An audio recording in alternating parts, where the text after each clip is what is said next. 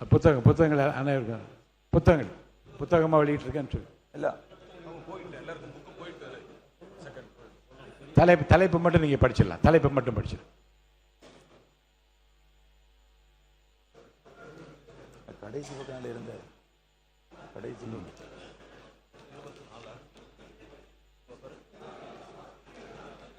ஆமாம் அதில்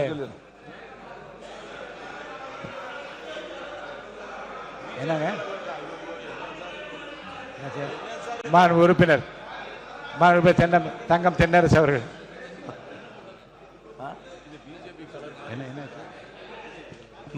மாண்பு பேரவைத் தலைவர் அவர்களே,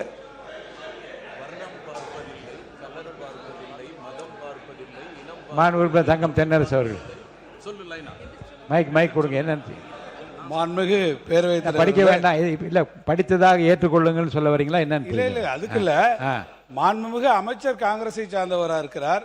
ஆனால் அவருடைய அறிவிப்புகள் எல்லாம் கலரை பார்த்தால் அது பிஜேபியை சார்ந்த காவியாக இருக்கிறது என்பதை தான் நான் கேட்க விரும்புகிறேன்.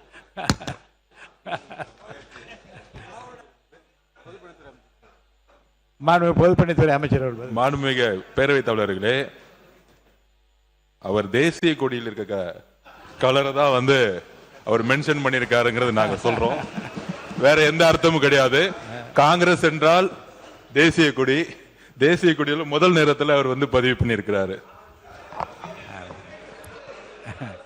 மாண்புமிகு உயர்கல்வித்துறை அமைச்சர். பேரவைத் தலைவர் அவர்களே, காங்கிரஸ் கட்சியினுடைய கொள்கைகளில் ஒன்று யுனைடெட் அண்ட் டைவர்சிட்டி. எனக்கு பேசுங்க. எப்ப பேசினாலும் இப்படியே பேசலாம். என்னதான் பண்றது? ஒரு முறை கூட எனக்கு பேசுற வாய்ப்பு. மாண்புமிகு பேரவைத் தலைவர் அவர்களே, நான் உங்களிடம் கேட்டுக்கொள்வது, எப்பொழுது நான் எழுந்திருத்தாலும் மைக்ல பேசுங்க. பேசுறது கேட்கல. நான் பேசி முடிச்சிடறேன் அண்ணா. ஒரு செகண்ட் முடிச்சிடறேன்.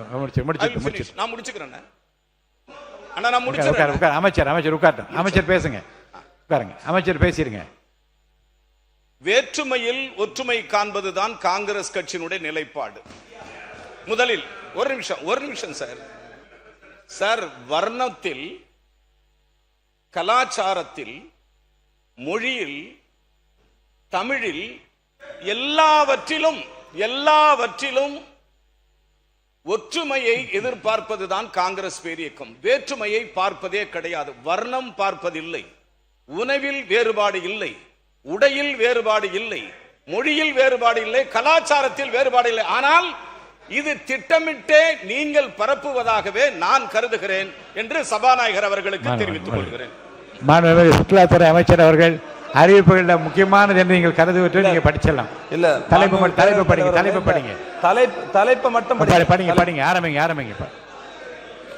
சுற்றுலா பண்பாடு மற்றும் சிறப்பு முயற்சிகள் துறை 1.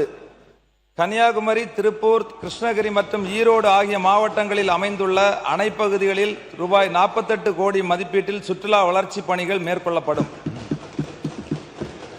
அறிவிப்பு 2. சுற்றுலா தலங்களை மேம்படுத்த விரிவான திட்ட அறிக்கைகள் ரூபாய் 30 கோடி மதிப்பீட்டில் தயாரிக்கப்படும்.